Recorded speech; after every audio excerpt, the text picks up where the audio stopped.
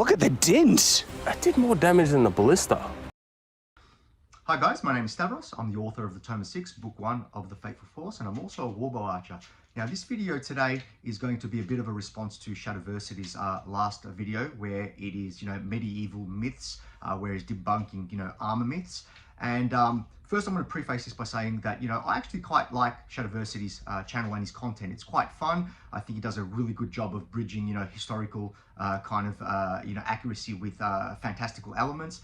And he makes some really super interesting videos, grounds, fantasies in realism, whether, debunking whether this is plausible, whether that's not plausible and whatnot. And I think he does a really good job. The second thing I'm also going to say is that Shad is a legitimate warbow archer. This is not, a video to say, he's not a good warbow archer, he's rubbish, he's garbage. He's actually a legit warbow archer. He's demonstrated on his channel many, many times. He's weighed his bows on his channel. He's done, full draws on his channel. And even in this video that I'm about to critique, and specifically just the warbow section of that video, at the beginning of the video, he demonstrates he can get his MR Tiron to full draw. And I believe that bow is 110 pounds at, I think, 30 inches. And there's no reason for me to doubt that it isn't that the case, because he's actually weighed that bow on his channel and he's demonstrated, drawing that bow on multiple occasions. Now, my issue with this test was that inadvertently, the title of the video was, debunking, armor myths, medieval armor myths, but inadvertently, he's either added some confusion to the, that question, or really created some myths of his own. Now, I don't think he's done this maliciously. I don't think he's done this on purpose. Like I said, I think he really does do a great job on his channel. And as well as, I'll reiterate, he is a legitimate warbow archer. Now, my issue with that video is when he was doing his warbow tests, he wasn't going to full draw length on his bow. And in his defense, he does say on his video that sometimes when we go to full draw, we compromise our accuracy. And if we go for accuracy, we compromise our full draw. And he's absolutely correct about that. That is a conundrum or a problem that we do have as warbow archers. But it's something that we need to get right, though. Just because it's difficult doesn't mean that we should compromise one over the other. If we're going to be doing these armor tests, we really need some really good data.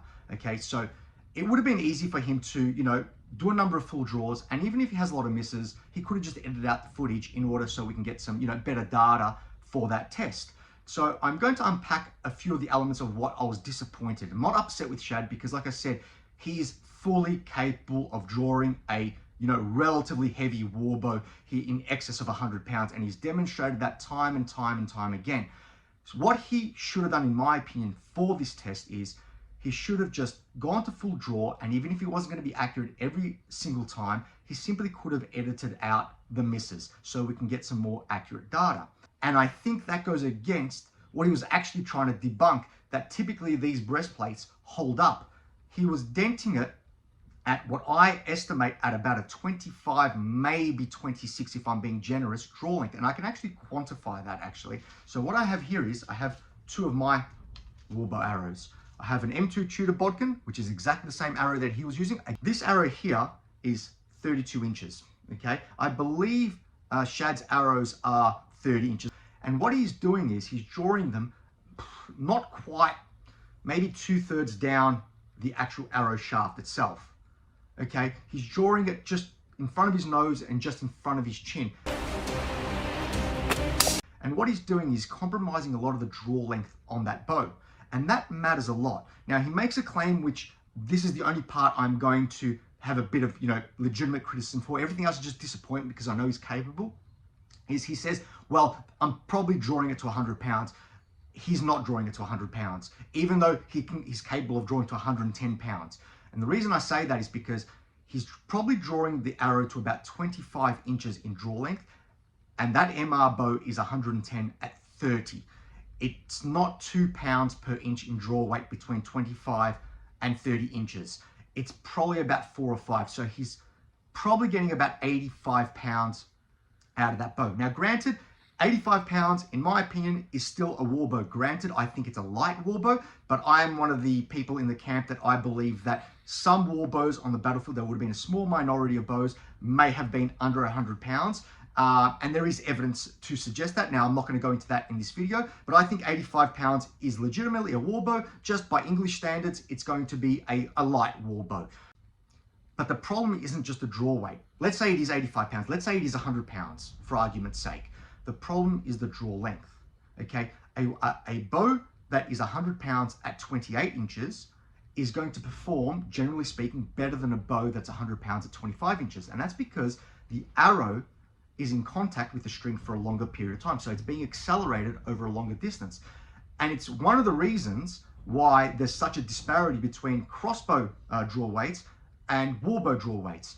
So you've got these kind of monster weights on crossbows in order to be able to match similar, draw weights, or a similar performance, I should say, from bolts versus arrows of crossbows versus warbows. And a good example of this is you need about 450 pounds in draw weight from a composite horn. So not a steel prodded crossbow, a composite horn crossbow, which is a quite efficient material compared to the steel prodded crossbows, which we do know existed, but I'm saying 450 pounds or thereabouts-ish to be able to simulate a 100-pound U bow at between 28 and 30 inches. And the reason for that is because the power stroke on a crossbow is much smaller. It's accelerating the bolt over a smaller distance.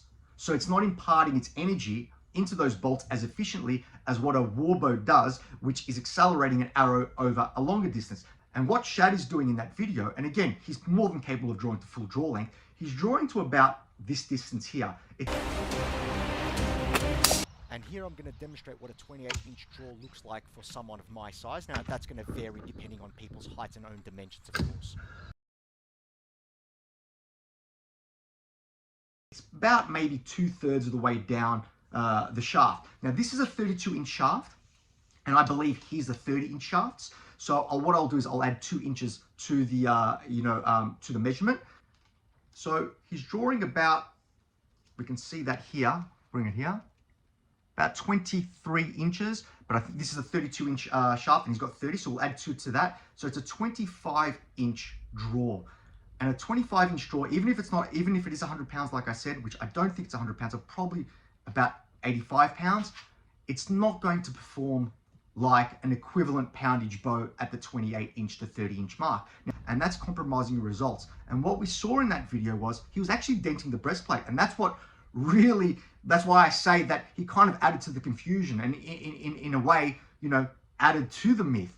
Because if you can dent the breastplate with an 85-pound bow at 25 inches, what's an 85-pound bow at 28 inches going to do? What's a 100-pound bow at 28 inches going to do? What's the Tiron that he's got at 110 pounds at 30 inches going to do? It may very well go through the breastplate. So in effect, he's doing, he's proving something that he set out to debunk. Now, I'm not saying it will go through the breastplate. I'm not even one of these people that are in the camp that, longbows and warbows were literally blowing knights off their horses. I'm not in that camp. I think it's a nuanced, question with a nuanced answer. And there's a lot of variabilities that go into it, which Shad actually does a really good job of that in that very video. He's talking about, the quality of steel. From you can have wrought iron all the way to medium carbon steel, tempered and hardened, and then you've obviously got the the thickness of the breastplates. 1 mil, 1.5 mil, 2.5 mil, and there's varying degrees. So what can actually happen on a battlefield is going to be very varied between quality of armor, quality of the bows, the power of the bows, as well as the arrowheads. He's using M2 Shadiversity, which again are very accurate period arrowheads that are completely fine to use, and I use them as well. But we could have used some Cressis, some war bodkins, some needle bodkins, like this, some Type 16s. We could have expanded on it. But my criticism isn't so much about the arrowheads. I think he's done a fair job, and I think the M2, particularly, going towards that Mary Rose period, M2s were pretty much the arrowheads that they were using based on the evidence that we do have available to us. But I think the arrowhead is completely fine, and the bow he's got is also completely fine. In fact, the bow maybe even overkill as well, because the MR Tirons are actually fast for their draw weight. They're faster than U bows. So if he was able to draw that bow to 110 pounds, which I know he can, when I say if he was able to, I'm saying if he did draw that bow to its full draw length, 110 pounds, and put some strikes on the target based on the, the dents that he was putting on that armor, I think he might have penetrated. Maybe he wouldn't have. Maybe he would have, you know, just proven what he set out to do to the beginning and say, typically we do not penetrate this quality of armor. But we won't know. So I want Shad to revisit this test. I think that was a fantastic test that he did. But I want him to revisit it. I want him to take the time, get the full draw with the Tiron bow, and put some really solid strikes on that breastplate. And I would be very much interested to see what the real results are. Like I said, the armor might defeat the arrows, you know, and we haven't really proved anything. But I think it's important that we do get clean data. Now, if he's worried about breaking arrows, I'm in Melbourne as well. I'm in Australia. I'm happy to send him some of my arrows. I've got spare M2 Tudor bodkins that he can take those M2s off his arrows and put them on his arrows. I've got lots of spares. I've got spare needles, square section needles, and I can even donate him a couple of my Cressis as well, some of my ward bodkins. I think I'd be very interested to see what would happen with the ward bodkins and the needles as well against particularly that piece of armor. So again, this video is not to kind of, you know, dogpile onto Shad. I think generally he does do a good job. He's very popular, and he does bring some really good valuable information to the conversation. So again, it's not meant to be a hateful kind of response. Because I know he can do better, I would like to see him do actually better. So I hope you enjoyed this video, and thank you very much for watching.